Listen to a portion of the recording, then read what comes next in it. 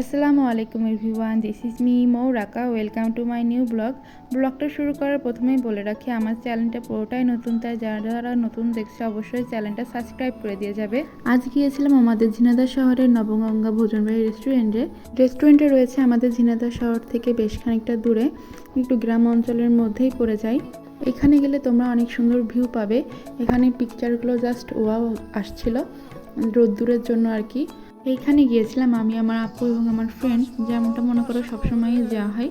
যেহেতু রেস্টুরেন্টটা নতুন হয়েছে তাই বেশ এখন অনেক ভিড়ভাট্টাই ছিল, দেখতেই পাচ্ছ বেশ অনেক মানুষ রয়েছে। আর রেস্টুরেন্টটা বেশ পরিপাটি। রেস্টুরেন্টে গেলে তোমরা নৌকা ভ্রমণ করতে পারবে। আর এই রেস্টুরেন্টে গেলে আমি বলবো নৌকা ভ্রমণটা মাস্টলি করবাই, কেননা নৌকা ভ্রমণ করলে তোমরা অনেক সুন্দর ভিউ দেখতে পাবে। যেহেতু আমরা শহরের মধ্যেই থাকি তাই আমাদের সবসময় নৌকা ভ্রমণ করার সুযোগ হয়ে ওঠে না। রেস্টুরেন্টে গিয়ে নৌকা ভ্রমণ করে সব থেকে বেশি ভালো লেগেছে, কারণ এখানকার ভিউটা এত বেশি ভালো লাগছিল আমি তোমাদের বলে বোঝাতে পারবো না। দেখতেই পাচ্ছ কত সুন্দর লাগছে। যাই হোক, আমাদের নৌকা ভ্রমণ হয়ে গেলে আমরা রেস্টুরেন্টে এসে কিছু পিকচার তুলছিলাম, সাথে দেখতেই পাচ্ছ আমার বড়াপু রয়েছে।